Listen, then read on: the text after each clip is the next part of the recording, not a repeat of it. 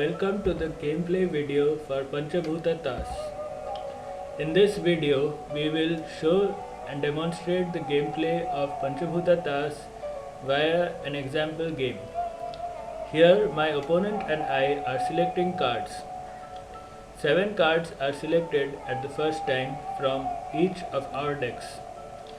The red counters that you see on the side denote our health points. We have a total of 30 health points in the beginning, which need to be reduced to 0 in order to win the game.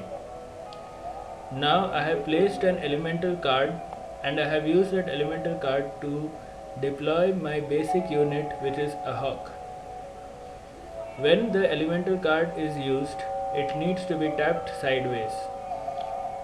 You can only place one elemental card per turn. As you can see, my opponent has deployed a Rakshasa warrior card in response. Each unit, basic unit as well as unique units, have a certain elemental cost which is required to deploy that card into the battlefield. Now we have not yet done any attacking move. Attacking or combat move can be skipped at the beginning of the turn. If we feel that we have an advantage over the opponent, then we can go for an attacking move. Otherwise, we can simply say that we are skipping the attacking move.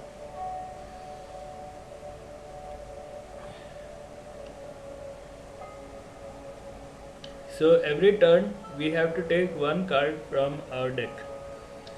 And we can place one elemental card and as many units as our elemental cards will allow. Now you can see that my opponent has used his 3 elemental cards, Agni cards, to place a Rakshasi Shadow Stealer into the battlefield. Now I have used only one of my Vayu cards to place a hawk into the battlefield.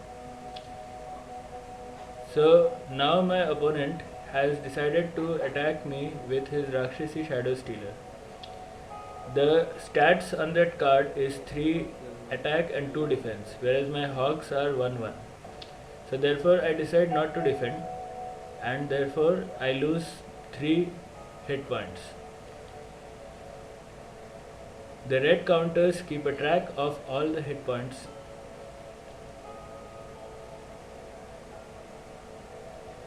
So now my opponent has used his 3 Agni cards to place another Rakshasi Shadow Stealer into the battlefield. Note that my opponent is using the Agni or fire deck, whereas I am using the green Vayu or air deck. Now I have placed my Yantra in the battlefield, that is Kamalmatika Yantra. It allows me to pick up to 2 cards at one time rather than one. At the beginning of the turn, all your cards will be untapped, that is, they will be ready for battle. When after attacking, the card would be tired and tapped sideways. Now here you see that I have sacrificed my 2 hawks in order to not lose hit points.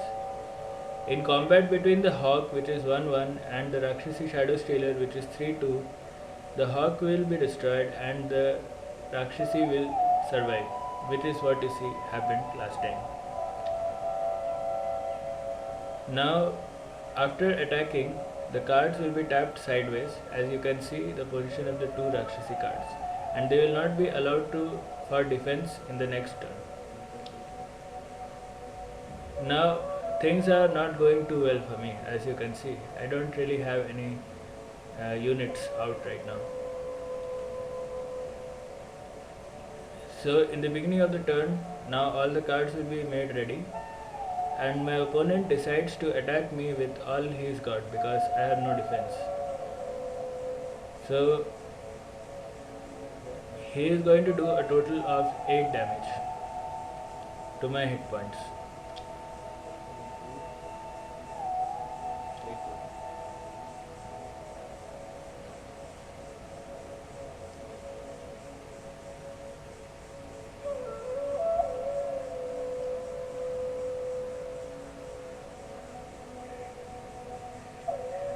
So my opponent, after combat move, he is not able to deploy any card and he passes the turn to me. Or no, he is able to deploy a Yantra card. So that is a Baglamukhi Yantra. It gives +1 attack to all units on the battlefield.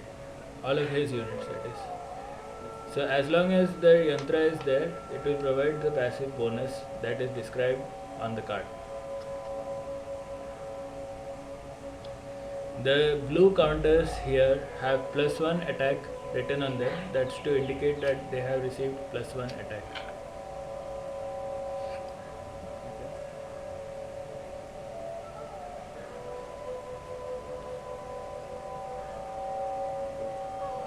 So here I am deploying my unique unit, which is a Navagunjara.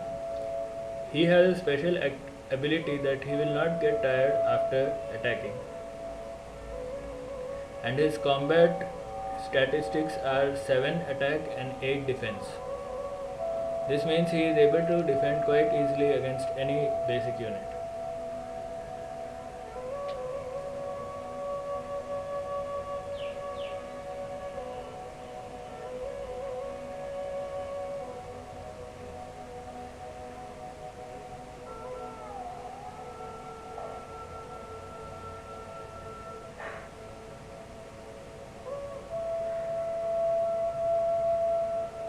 So at this point my opponent decides to attack me with 3 of his units, and he also puts the 4th one, but then he also puts it back, so he keeps the 4th one in reserve, in defense. So I decide to destroy one of his attackers, but the other two, they cannot be opposed because I don't have any units to oppose them. So I will be losing some hit points as a result of that.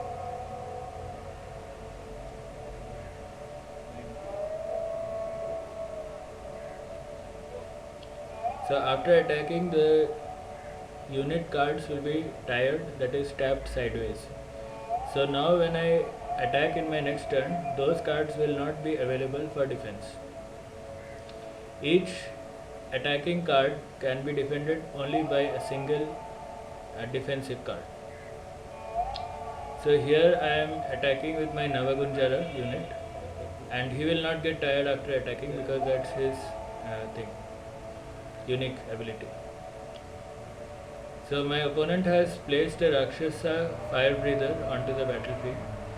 He has also been buffed by the +1 granted by the Kamalmatika Yantra. Now it is still my turn. I have done the combat move and now it is time for the deployment move. So I have deployed a Varaha Avatara card unit, again a unique unit, into the battlefield. And again I have a few more elemental cards, so now I have deployed also a Vanara soldier. So now it has become his move, so now he has activated all his cards and he will either do a combat or he will skip the combat move and place another card. So this game goes on for quite some time and in the end I do end up winning the game. But the video will terminate shortly because we have not recorded more than that. Now the new unit that is placed here is a Pischarge, which is a flying unit. So the flying unit can be only defended against by other flying units or units with range. So here he will sacrifice some of his units in order to save his hit points, which is perfectly alright to do. Once the cards are defeated in combat, they go to the Patala or the graveyard, which is, as you can see, on the top of the screen. So now I am in a much better position, and yeah, later on I will go on and win the game.